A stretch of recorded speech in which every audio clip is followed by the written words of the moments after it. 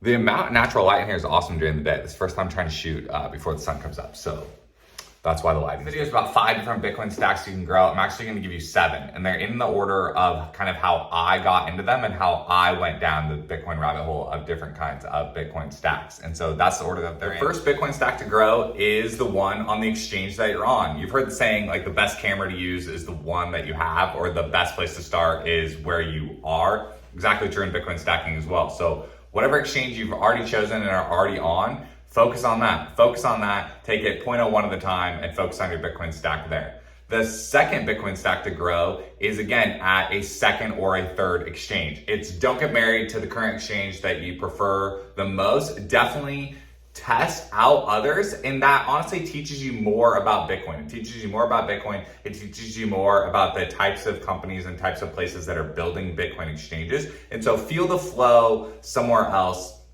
so that you can kind of have that diversity of understanding how different exchanges. Then the third type of stack to grow would be peer-to-peer. So you can try this through an app called Bisq, B-I-S-Q, or you can also try this at a local Bitcoin meetup. This is becoming potentially less popular, but still definitely a market for this. And it's the kind of thing where I think you should try it. Like, I think you should try it once, and you should feel what it's like to kind of participate in Bitcoin peer-to-peer, whether that's through, so Bisq kind of pairs you up with another seller, and you normally buy it over Zelle, and you can feel out the escrow process on Bisq. Again, test it with a low amount, test it with an amount that you feel comfortable with, and are just doing it for the learning aspect of Bitcoin and the Bitcoin economy. And then Bitcoin meetups in general, whether you're buying or selling Bitcoin at the meetup, I definitely encourage you to participate. Participating in the meetups honestly kind of does help you up your stacking mentality. Like, I've been stacking Bitcoin since 2015 and participating in Bitcoin meetups since 2019. And I can personally say from my own experience and from lots of people I've met, getting around other Bitcoiners is a positive experience that kind of teaches you your knowledge of Bitcoin will ramp up exponentially, and your stack, like your financial buy-in, like will increase because you will start to tangibly see the Bitcoin economy and the Bitcoin community in action. And that's the benefit of Bitcoin meetups, whether you're buying or selling, building your stack there, you're building your kind of mental stack. So I guess that's a bonus ape. As cheesy as that one is. But for real, number four is rewards apps. So you go through these 3, and then rewards apps are, I'm not gonna name any of them today. There's just, that they're out there. And there's rewards cards, rewards apps, those kind of things. There's different places where you can just pick up Bitcoin kind of as you go. And sending traffic to these places is positive, like super, super positive. And they're easy ones to just like send to your friends that are on the fence about Bitcoin. Just get them involved, benefit, and like participate in the rewards apps. Number 5 is retirement accounts. So you can build a stack of Bitcoin in your retirement account. And if you already have one, that's the best place to start. The best place to start if you already have a 401k, already have an IRA, is to, you kind of have 2 paths now. So you can go the Bitcoin ETF route kind of within whatever brokerage you're already in, and that's interesting. We do that with our health savings account. Or you could participate in kind of a Bitcoin native retirement account, which I used to work at a place called Choice App, and they specifically were all about that, which was helping people organically get real Bitcoin in their retirement accounts. And so I say this thing of where account types are not the problem. And this is why I like talking about getting Bitcoin deeper and deeper into your personal finance stack. And even the concept of this video, having multiple stacks of Bitcoin. Like, I believe, zooming out, Bitcoin is competing with fiat money. Like, I believe that in our lifetime, Bitcoin is going to replace the US dollar as the main currency of the world. And I believe the world is going to be a better place for that. So if I look at the main competition, the dollar is held in a lot of different places, a lot of different structures, a lot of different types of accounts, okay? And so I'm just looking account by account, how is Bitcoin competing in that account? So if you take nothing else away from this video, just simply take away that Bitcoin is competing against the dollar in lots of different account structures. And so you, as a Bitcoiner and as a Bitcoin user, have the ability to also participate in multiple account structures. And that's what leads me to number 6. Number 6 is probably my personal favorite at this point because this is the one I'm most trying to level up in my own life, and that's a Bitcoin checking account. A Bitcoin checking account, just gonna talk about it in a theory sense today. It's simply Like I talked in my last video about in a savings account, like how much of your savings is in Bitcoin versus how much of it is in dollars. And that's really easy for most of us to think about. What percent of your savings is in Bitcoin? What percent of your savings is in dollars? Ask yourself that same question about the checking account.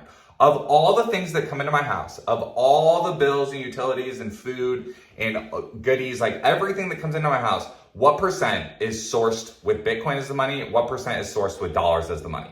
And whatever that is, like whatever the starting point is, how can we level up things coming into our house being sourced with Bitcoin? That's the way that Bitcoin is going to beat dollars inside the checking account, is when we're able to source things for our own household with Bitcoin as the base currency. And that's why Bitcoin checking accounts is in my number 6 spot. The number 7 spot, this is the one that's probably the most new to me, and it's the most smallest amount of this batch for me, and it's layer 2s and DeFi. You should learn how Bitcoin is held in multiple layers. And so the one that comes to mind the most for people is Lightning. So if you've never held Bitcoin in Lightning or never built a Bitcoin stack, you should definitely use an exchange that lets you withdraw on Lightning and feel what that's like. Others are, you should try holding Bitcoin on Liquid. You should try holding Bitcoin in lots of these other different things that are coming out for layer 2s. I would even go so far as to say, if you're coming more from the broader crypto side, something that I've been trying to do in that world is price that world in Bitcoin. So when I've participated in DeFi and used some of these DeFi apps, I do tend to gravitate towards the wrapped Bitcoin tokens. And I want to understand how the apps are working through that lens. And so I would say pricing layer 2s, like their native tokens of the layer 2s or the wrapped versions of Bitcoin, pricing that whole world in Bitcoin and having your DeFi stack of Bitcoin as the 7th stack. I think we fall into a trap often of having Bitcoin stacking be binary, and you hear this term custodial versus non-custodial a lot, and it's very like, you'll watch a video about stacking Bitcoin and it'll just be very cut to the chase about, well, is it custodial or is it non-custodial? And part of why I want to stretch the list to 7 and then talk about custodial versus non-custodial here on the back end is to kind of show that there's almost so much variation. There's so much variation. I would argue that there's actually, there's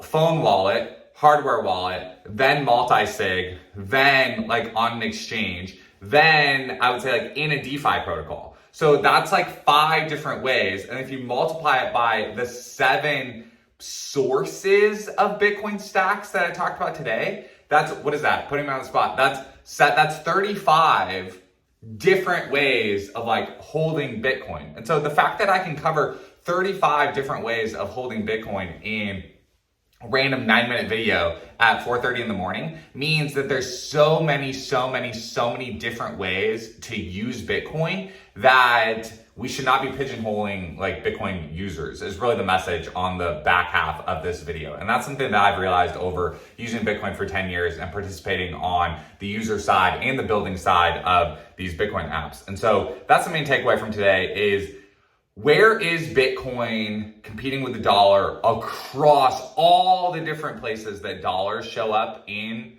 our lives? And how are we as Bitcoiners leveling up our usage of Bitcoin across all the different stacks, across crypto and across legacy?